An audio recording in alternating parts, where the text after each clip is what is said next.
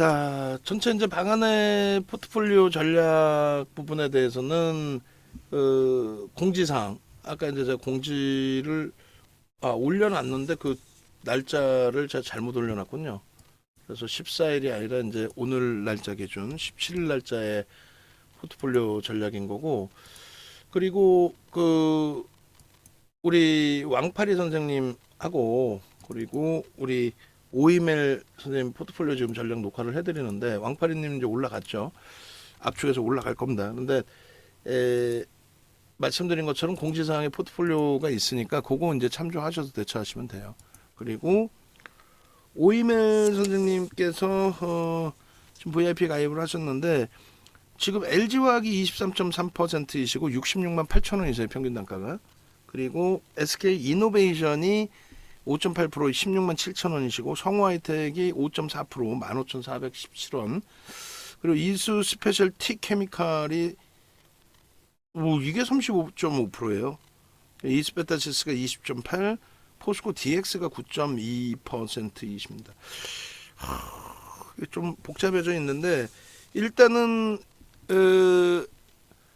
LG화학은 우리도 이제 주력으로 설정해 놓고 있고, 포트폴리오의 비중은 글쎄요, 이렇게 봐야 되나요? 올해 기준에서 이제 놓고 보면은, 올해 기준에 2차 전지를 19%까지 줄여놨었어요. 그러니까 작년에 20% 수준으로 가다가, 그러니까 LG화학 15%, 그 다음에 포스코 퓨처엠 4.5. 그러니까 1월 포트라는 거는 12월 말 종가 기준입니다. 그러니까 우리는 이미 이제 11월 그리고 12월 달에 2차 전지 비중을 50% 수준에서 확 줄였다는 거죠. 그러니까 그렇게 해서 피해 간 거예요. 피해 갔기 때문에 전체적인 수익 범위가 잘 컨트롤이 된 거고, 가상 계좌 1억 계좌라고 했을 때 30% 수준의 수익을 설정할 수 있었던 거고, 그리고 이제 2월 달에 다시 급격히 비중을 늘려서 지금 87% 수익으로 형성이 돼 있는데, 이 수익은 자동차와 IT까지 다 포함된 수익이에요. 이때까지만 해도 삼성전기하고 LG전자하고 이제 병행을 하면서 포트폴리오를 전기를 넣었다가 또 전자를 넣었다 이렇게 이제 조금씩 바꿔준 기준에 설정이 되는 거고요. 그리고 LG화학 같은 경우에 이때 이제 15% 그리고 에코프로 10% 이렇게 늘린 상태가 됐고, 그 다음부터 이제 점진적으로 조정을 한 거죠. 그리고 실질적으로는 이제 4월 말까지 2차 전지 비중을 50% 수준까지 끌어올렸었습니다. 그죠? 그래서 4월 달에 포스코 그룹주들에 대해서 4월 중순 이후에 또 강력한 매수, 그리고 또 전량 차익 실현. 그리고 지금의 기준은 6월 달 포트의 2차 전지 비중이 25%, 그리고 7월 기준이 줄었어요. 7월 기준에 다시금 19%로 줄여놨습니다. 일단은 이제 LG화학 쪽을 최대폭 많이 넣었을 때가 20% 수준까지는 넣었습니다. 이 전체 오픈 포트폴리오에. 근데 지금의 기준에서는 이제 15%인 거고, 그리고 오늘 기준에 시장이 좀 미끄러진 상태에서 6월 말 대비 이제 시장은 한 2% 강세죠. 근데 우리는 마이너스 1%예요. 마이너스 1%. 아쉽게도. 거기에 이제 그 포스코 퓨처엠도 오늘 또 다시 매수자인 41만 원 드리고 나서 41만 3,500원 그리고 눌렸단 말이에요. 아까 말씀드렸다시피 이제 그 포스코 퓨처엠도 에코프로 또 포스코 포스코 홀딩스 또 금양보다 신고가가 늦게 나온다는 게 좀 창피스럽고 짜증스러운 기준이 되는데, 어차피 이쪽도 이제 신고가의 기준을 형성시켜줄 모멘텀은 충분히 있다. 포드사와의 그 수주 공급 계약 요 부분들이 상반기에 노출될 걸로 메이저들이 예상을 했었는데, 조만간 노출될 가능성이 높죠. 어찌됐든 결론적으로 일단 그 2차 전지의 비중이나 이런 부분을 좀 조절을 하고 있고요. 그리고 개별 기준에서는 조금 더 비중을 높이실 수는 있어요. 종목별로. 그러니까 무슨 얘기냐면은, 우리가 이제 어차피 지금 포트폴리오 구성을 잡아드리는 건데, 7월달 포트가 수익이 없어요, 사실. 아쉽게도 우리가 원래 봤던 한미반도체 그리고 HPSP 이수페타시스, 동진세미캠 이 네 종목의 IT 중에서 주력 하이닉스, LG전자 빼고 그 네 종목 중에서 이제 동진세미캠을 7월 달에는 넣었죠. 6월 달에는 이수페타시스였고, 그러니까 6월에는 이수페타시스의 상승률에 이제 수익이 났다면 7월 기준은 만약에 거래 대금이 가장 높은 한미반도체를 넣었다면 지금 뭐 50% 이상, 60% 수익이니까 대략적으로 계좌 수익 범위가 3% 이상. 그러면 시장 수익률보다 조금 더 긍정적인 흐름이 됐을 텐데 그게 제일 아쉽고, 그다음에 이제 현대로템이 좀 조정을 받아서 좀 많이 버겁고 그 상황입니다. 그러니까 이 상황 속에서 이제 이 포트폴리오 전체를 끄집어낸 이유는 LG화학을 15% 편입하고 있지만 최대 비중을 개별 기준에 나는 LG화학이 최고인 것 같아요라고 생각을 하신다면, 판단하신다면은 최대 30%까지 채울 수 있다. 마찬가지 하이닉스 부분도 우리가 20% 채우고 있지만 최대 폭은 뭐 30%까지 채울 수 있다. 뭐 이런 기준이에요. 예? 그리고 뭐 삼성전기도 L전자, 삼성전기 기준에 최근 거래일, 특히 이제 오늘 거래 터지고의 강세 기준에서는 삼성전기도 최대 30%까지 채울 수 있다. 이 기준입니다. 그래서 그 비중 조절만 좀 잘하시면 돼요. 공식 비중은 이렇게. 여기서 나는 마음에 안 든다. 현대로템 막 계속 깨지고 있는데 왜 이걸 사라 그래? 나 이거 안 살 거야. 그러면 이제 요걸 안 사는 기준에서 뭐 현금 기준으로 가지고 가셔도 되고 여타 종목군들의 비중을 늘리셔도 되고. 그러니까 기본적인 포트 구성을 먼저 한다 이렇게 말씀드리는 거예요. 그래서 지금 LG화학을 23.3% 갖고 계시는데 우리 포트 비중보다는 조금 더 높으시긴 합니다만 뭐 비중 유지하면서 다른 쪽부터 정리를 기준을 잡고 비중 유지하시면서 대처할 수 있다. 그리고 이제 SK이노베이션 갖고 계시는데 SK이노베이션만 사실상 그 전체 2차 전지 흐름에서 굉장히 많이 소외가 됐어요. 2020년도에는 뭐 어마어마한 강세를 띄었거든요. 시가총액 5조였었어요. 5조였는데 2020년도에 뭐 상상을 초월하는 강세를 띄었었고 나머지 2차 전지주들의 초강세에도 불구하고 이노베이션 같은 경우에는 뭐 시장 해석이 그렇게 긍정적이지 못한 부분이 있었던 거죠.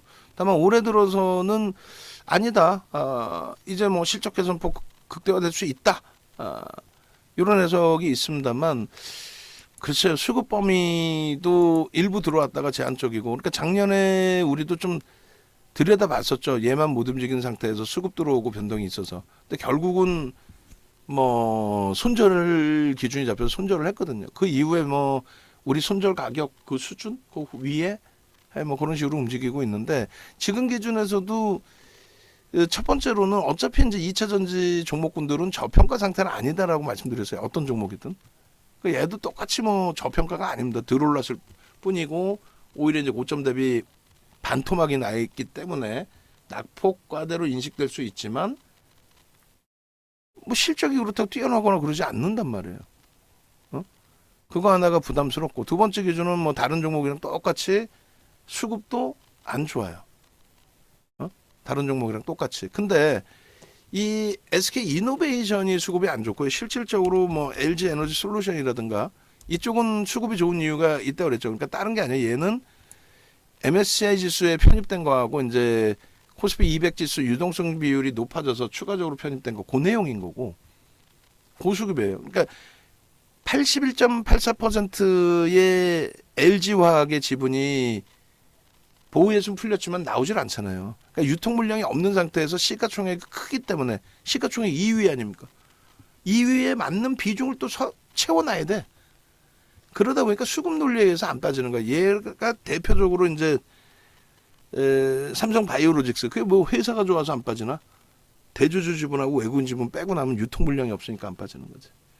그런 맥락에서 이해를 하시면 되고 두 번째 기준에 삼성 SDI도 수급 보시면은 여타 이제 뭐 에코프로나 그런 애들하고는 달라요. 다릅니다. 이 수급 범위 보시면 작년 뭐 하반기 이후에 수급 범위 보시면 땡겨서도 마찬가지. 22년 이후에 수급 범위 보시면 그죠? 안 나쁘단 말이야. 실질적으로 제대로 된 그 업체의 기준에서는 LG화학도 마찬가지. 지금 뭐 수급 꼬여 있는 것 같잖아요. 꼬여 있죠. 단계적으로는 많이 꼬여 있죠. 근데 전체적으로 보시면은 상상을 초월하죠. 얘도. 그러니까 실제 그 수급이 안 좋은 거는 말 그대로 에코프로나 이런 애들이고 이거 어떻게 할 건데 얘는 또 금양이 이런 애들이고. 그러니까 2차 전지 기준에 그래도 뭐 세계 업체, 우리나라의 대표적인 세계 업체를 뽑는다면은 누구예요? LG에너지솔루션, 삼성 SDI, SK 이노베이션이잖아. 얘만 수급이 안 좋아요. 그만큼 메이저들이 부정적으로 인식을 한다는 거죠. 그죠? 그러면 결론은 첫 번째 기준의 펀더멘탈도 저평가는 아니라 그랬어요. 어떤 2차 전지든. 그 두 번째 기준은 어떤 2차 전지든 수급은 안 좋은데 SK 이노베이션, LG에너지솔루션, 삼성 SDI 또 LG화까지 포함시킨다면은 얘만 수급이 안 좋아. 그리고 그 다음 범위는요. 기술적으로 수급이 나쁘더라도 에코프로는 신고가잖아요. 그러면 얘도 신고가가 나와야 되는데, 아니 신고가가 나오는 게 아니더라도 이렇게까지 밀리면 안 되는데 거래 대금이 없잖아요. 아니 금양처럼 미친 듯이 거래라도 터트리고 뭐 따라붙으면 거기서 차익 실현을 하든 뭐 움직임이 있어야 되는데 거래 대금도 없잖아요. 결론은요, 정리. 응? 회사가 나빠서가 아니라 뭐 움직일 수 있는 뭐가 있어야지.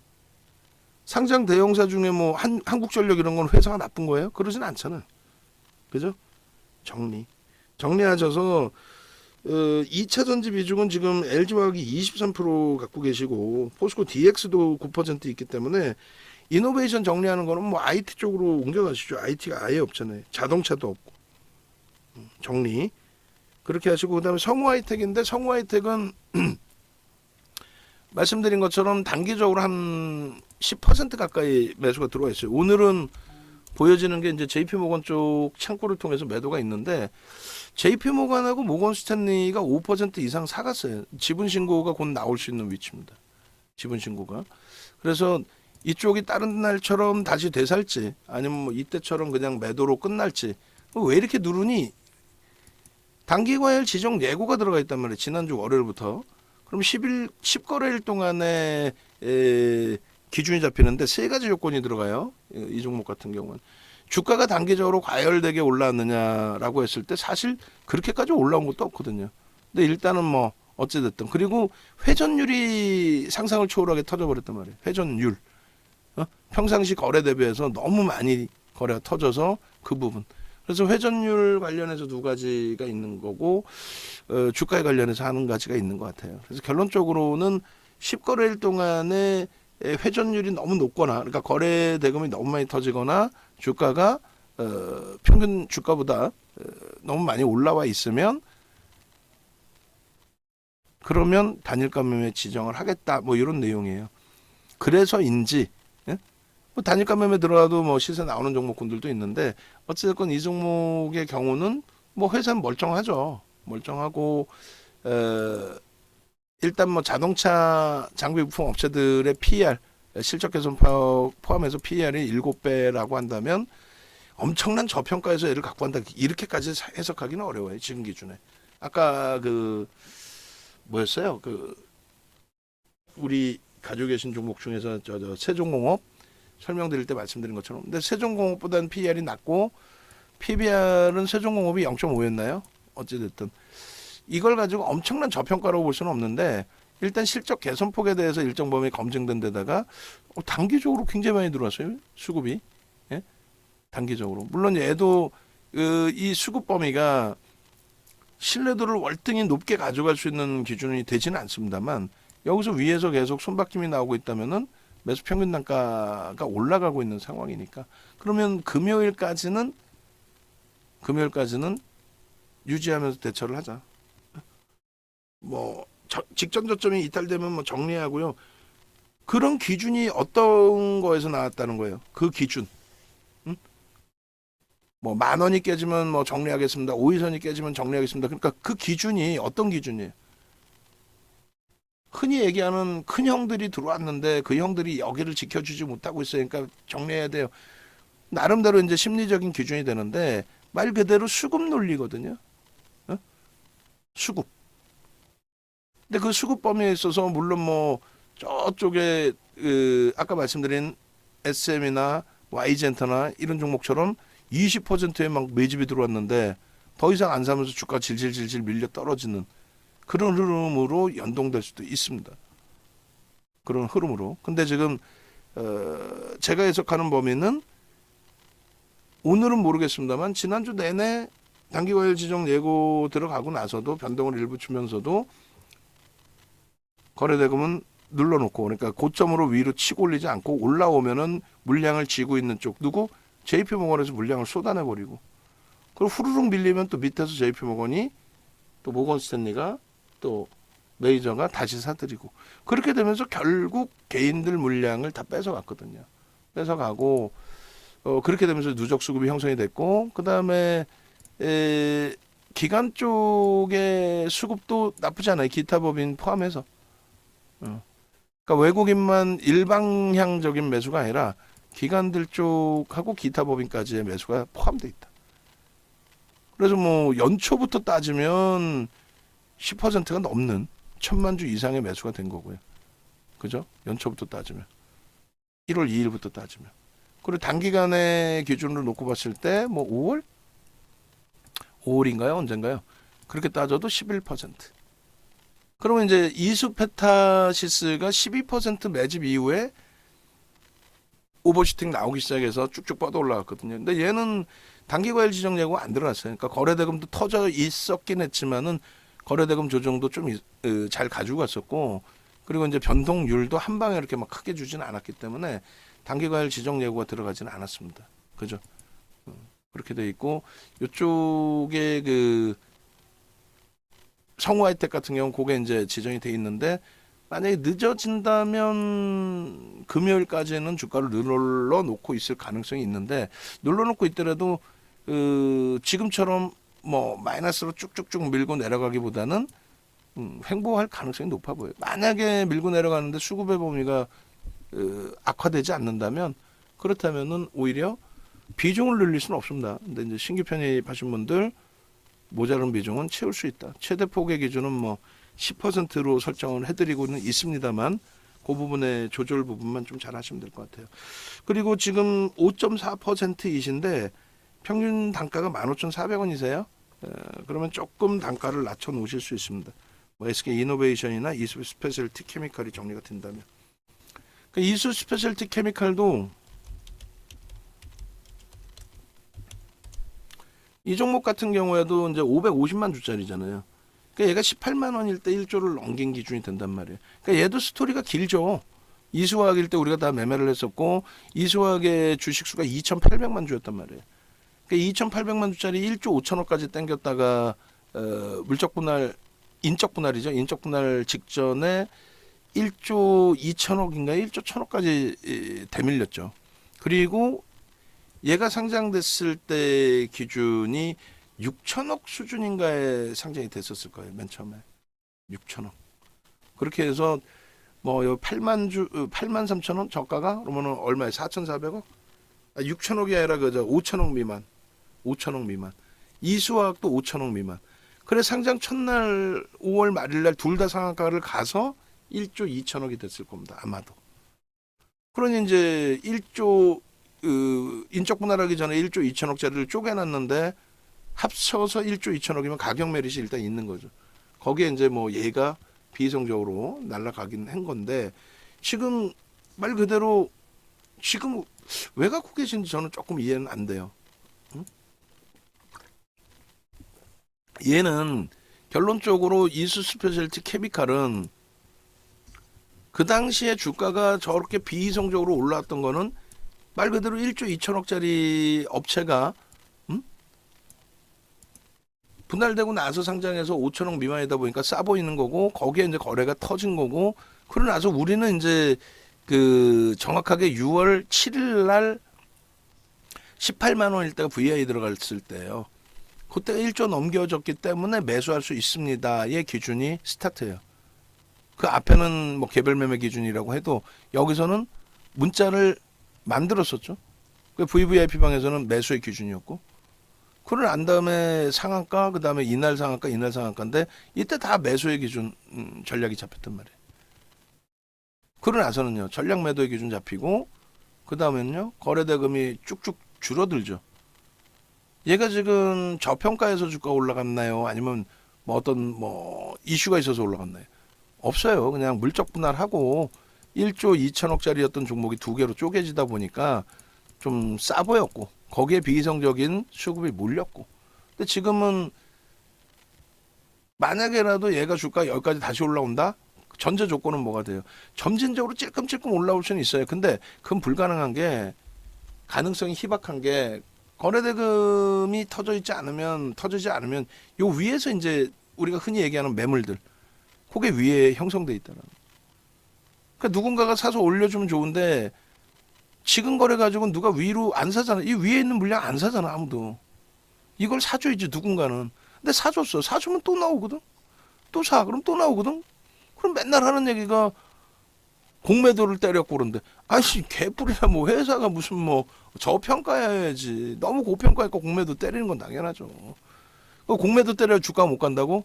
뭔 소리야? 그럼 에코프로는 주가 어떻게 가? 어? 에코프로는 뭐 10만 원일 때, 20만 원일 때, 30만 원일 때, 40만 원일 때 공매도 안 때렸어요? 미친 듯이 때렸지? 근데 어떻게 가? 공매도 때문에 주가 못 간다는 얘기는 말 같지도 않은 소리고. 결론적으로 얘는 누구도 관심이 없다라는 거죠, 이제는. 응? 누가 이거를 들어 올릴 거야? 이거 갖고 있는 분들, 이 수익 좀 내시고 나가셔야죠. 내가 들어 올려줄 테니까 털고 나가세요. 이거 막 들어 올려주나? 전략 매도입니다. 이수페타시스도 우리는 얘는 변동성 매매로 들여다봤단 말이에요. 그러니까 정확하게 쭉 가지고 오고 5월 말에 요날 추가 편입을 했어요. 편입을 하고 종가가 14,600원이지만 그러면 시가총액 1조가 안 돼요. 9천억 원대가 된단 말이에요. 그러니까 15,000원대를 넘겨야 1조인데 일단 이날 5%의 비중을 편입을 했어요. 우리 공식 포트에. 예? 원래는 1조 미만짜리는 절대 편입을 안 한단 말이에요. 근데 이수페타시스는 이렇게 6월 포트에 넣어놨단 말이지. 그러니까 그 덕분에 100% 이상의 수익을 5월 말 대비 160% 수익을 가지고 갈 수 있었고. 근데 저 기준에서 강한 종목은요, 조정을 받더라도 그렇게 밀리질 않아요. 그러니까 차익 실현하고 오히려 더 높은 가격에 산단 말이에요. 차익 실현했어요. 근데 거래가 터져서 막 매매하다 꼬리 달리면 뭐 손절을 하든 하루 더 가져가든 여기 원체 누적 수급이 있었으니까. 응? 그 12% 매수가 들어왔기 때문에 어지간하면 견뎌내고 가져가는데 매도가 이제 점진적으로 많아져 막 이럴 때. 어? 그래가지고 이게 23일이 어디 이날이죠. 23일날 이제 짜증이 확 났잖아요. 9%까지 쫙 들어올려서 25,000원 수준인데 고점 내고도 꺾여져 버렸단 말이야. 근데 이때 어떻게 했어요? 이땐 차익 실현이 아니라 오히려 없는 분들 편입의 기준을 잡고 편입의 기준. 그리고 차익 실현은 이날부터 했죠. 28일 날 전량 매도 재편입을 했어요. 이날. 그러고 나서 30일 날 전량 매도 또 재편입, 그 다음에 7월 3일 날 전량 매도 재편입, 7월 4일 날 전량 매도, 여기서 재편입 5%. 재편입하고 나서 냅뒀다가 요날 그래서 요날 전량 매도 얼마? 38,000원에 지금 가격이 딱 전량 매도예요. 매도하고 사실은 더 올라갔죠. 지금 기준은 앞전의 흐름 대비해 손바뀜이 있다 할지라도 수급은 어찌됐건 줄어들어 있는 상태이고, 그리고 거래량 거래대금이 터져 있는 날만 들어가기로 했으니까 일단 권해드리는 거는 전량 차익 실현 이후에 전체적으로 매수인이 나갈 수 있는 수준이면 나갈 거예요. 지금 오늘 같은 경우도 일단은 프로그램 쪽의 수급이 한 40만 주 매도거든요. 그죠? 근데 방어가 되고 있다는 거는 아마도 프로그램 이외에 매수가 있을 수 있어요. 특히 뭐 기관 쪽에서 매수도 있을 수 있고. 그렇다 손 치더라도 그건 추정치고 일단은 거래가 제한적인 만큼 정리. 요 추세 매매로 가져가면 되지 않겠습니까? 너무 많이 올라왔잖아요. 추세 매매를 하려고 해도 너무 많이 올라온 상태고 저평가 아니고. 그러니까 일단은 뭐 권해드리는 거는 차익 실현하시고 매수자인 다시 나오면 그때 들어가시는 걸로. 포스코 DX의 그 오버슈팅은 우리가 이제 주봉으로 대처를 해왔고 잘 끌고 왔는데 그나마도 포스코 그룹주들 위주로 보자라고 했잖아요. 포스코 DX 인터내셔널. 그 인터내셔널을 우리는 45,500원부터 들어갔고 45,500원, 42,000원, 43,000원, 44,000원, 5,000원, 48,000원까지 매수를 했나요? 그러고 나서 월요일날 확 밀렸잖아요. 그 지난주 월요일. 마찬가지로 포스코 DX도 이때 음봉으로 떨어져 내려왔었잖아요. 지난주 월요일 기준까지. 그 짜증이 확 났죠. 18,000원대까지 따라붙었는데 16,000원 이탈됐었으니까. 근데 그 견뎌냈죠. 왜 견뎌냈냐면은 말씀드린 것처럼 2차 전지는 어차피 프리미엄은 다 붙어 있어. 근데 포스코 그룹주들이 포스코 그 홀딩스가 원체 거래가 터져 있어요. 포스코 퓨처엠은 일단 수주 모멘텀이 살아 있어요. 나올 수 있는 내용이 있단 말이에요. 그다음에 포스코 DX 같은 경우는 수급이 들어와 있어. 그러다가 화요일 12일 날 급격하게 폭발적으로 시세를 내준 것은 상장사 이전에 대한 이야기가 있었던 거죠. 11일 날이네, 11일 날. 그죠? 11일 날. 상장사 이전에 대한 이슈. 그리고 한 템포 더. 그러니까 결국은 우리는 여기서 이제 19,000원대 한번 물량을 뺏겼어요. 공식적으로. 근데 이제 뭐 외부에 계셔가지고 문자를 늦게 오신 분들은 오히려 더 그 다음에 정리의 기준이 된 거고, 요 날도 좀 일찍 뺏겼어요. 계상초에 뭐 흔들어 대니까. 그래서 뭐 어찌됐건 2만 원 전후 또 그 위에서 이제 전량 매도의 기준이 잡힌 거고, 요 날 같은 경우는 오히려 빠르게 따라붙었죠. 22,000원 뭐 500원, 검색계에서는 22,200원이었고, 그러니까 22,500원에 따라붙어서 역시나 27,000원 찍고 꼬리 달리고 내려 전량 매도. 그리고 이제 금요일은 거래가 제한적이었으니까 건망. 그러니까 오늘 기준은 개장 초에 거래 터졌는데 결국 이제 꼬리가 달리면서 그 거래 대금이 둔화되고 있잖아요. 프로그램 쪽에 50만 주 정도 매도가 있고, 일단은 프로그램 이외에 매수가 있다 해도 우리는 일단은 뭐 오늘 기준은 건망. 지난번처럼 더 높은 가격에 사더라도 그렇게 대처를 할 겁니다. 그러니까 지금 오이멜 선생님 같으신 경우도 SK 이노베이션 정리, 이수 스페셜티 케미칼 정리 두 개 정리하면은 일단은 40% 정도 현금이 있으신데, 그 현금 기준에서는 자동차, IT 쪽 비중을 좀 설정하시라고 말씀드리고, 이수페타지스 포스코 DX도 일단은 정리 기준으로